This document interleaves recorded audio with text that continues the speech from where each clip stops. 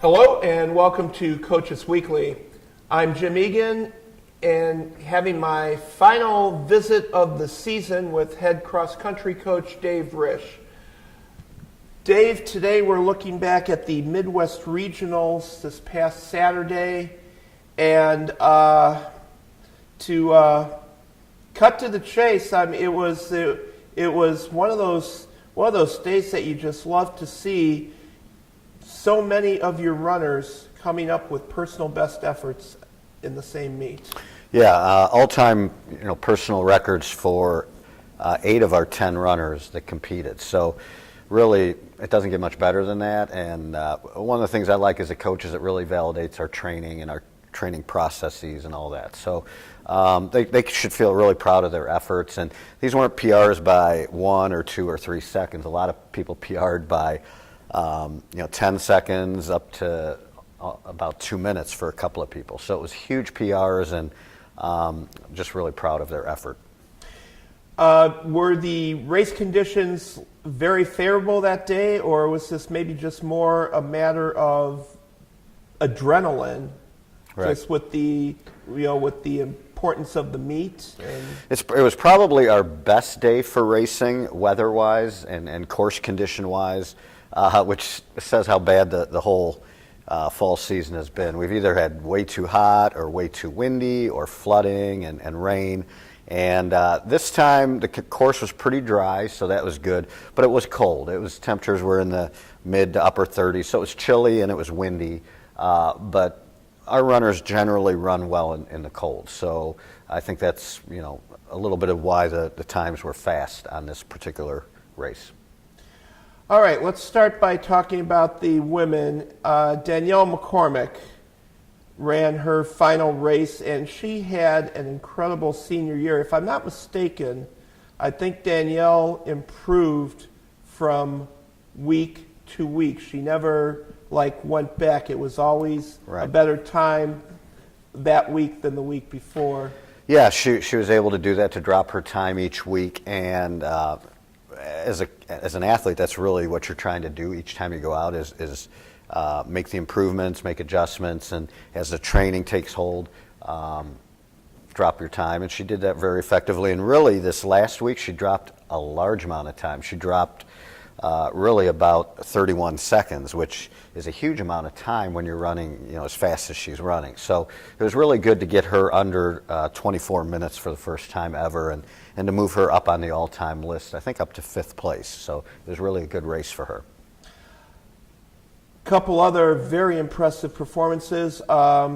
Crystal Holden had a season best. Very impressive freshman year for her. She did. She was one who also got better each race and really showed signs of getting stronger and really adjusting to race pace and how to kind of stretch out her effort. We're still working on it. It's kind of a work in progress for her, but she's getting better at it. And when she continues to make adjustments, it's going to really show a lot. She dropped 1 minute and 54 seconds, so she got down to 27:03, which was really huge. And another freshman, Evelyn Gutierrez, also ran tremendous, and she PR'd by 53 seconds. So those two have had a really good freshman year, and the sky's really the limit for both of them, because I think as they continue to work on their core strength and they continue to get a little better summer training and some mileage in, they're going to really go up. We talk about going up to the next level. They may go up several levels and really take the bull by the horn and really do well for us. All right. And also let's mention Molly Miklos. She had a real nice season, one of your, you might say, veterans on the women's side, but she had a season best on Saturday. She did. She ran a really good race. She had her season best time by 55 seconds, and she really looked good. Really, her last 2 races were strong for her, and she's such a joy to coach. I mean, she's such a genuinely nice person who works hard. She's multi-talented. She works several jobs and does really well in the classroom. She's an art major, and she's creative, and she's just sort of a perfect athlete to coach. And she really listens well and her training's been good this fall, so that's why her time dropped several minutes during the fall. All right, moving over to the men's side. All 5 of your runners recorded personal bests. Yeah, they did, and most of them by quite a bit of time. But we'll start up at the top with Thomas McNamara. He had a really good finish to the season. His last 2 races were excellent. He should be tremendously proud of his efforts, and he works hard. Both he and Ryan work hard day in and day out. Never miss practices, never come up with reasons why they can't do something. They just go out and get the job done. And sometimes that's what it takes to be successful. And, he PR'd, all-time PR by about 12 seconds. So that was a really good race for him. And he moved up on the all-time list as well. So that was a good race for him. And Ryan entered into our all-time top 50 list. And he set an all-time PR by 9 seconds and really had his season best time by about a minute. So it was really a good race for him. And I should mention Enrique Ramos, too. He had a good freshman year, got better each week, and wound up running really sub-29 and 28:46 was a good race for him. And I think that now that he's got a season under his belt, if he can start the season next year where he finished and then make continued progress, he's going to have a really good sophomore season. All right. Sal Garcia. He's been pushing and pushing to try and break that 30-minute mark, and this time he did it. He finally got it done, and beat it by about 3 seconds, and just really ran a great race. And when he crossed the finish line, and I could see he was under 30, I was beaming, but multiply that times 10 to show the joy that he had when he finished. I mean, he was ecstatic, and it's one of those barriers that every runner wants to break.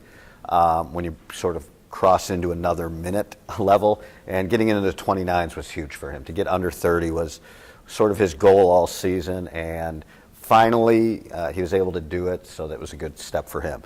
And Anthony Zepeda, a lot of times does not get a lot of credit, but he works really hard, and he's got a good attitude, very coachable, and he had a great freshman season, and he got better each week and had a tremendous last race. I mean, he just about got under 30 minutes himself, just missed it by like 4 seconds.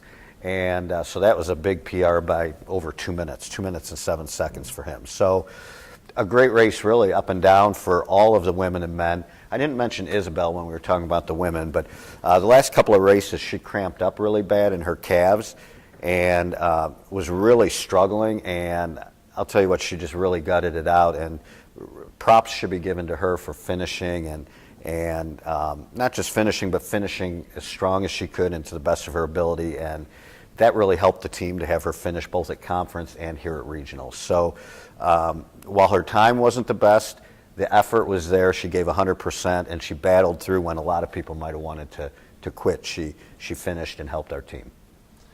All right, now you are going to be losing some seniors. They've made significant contributions to the program.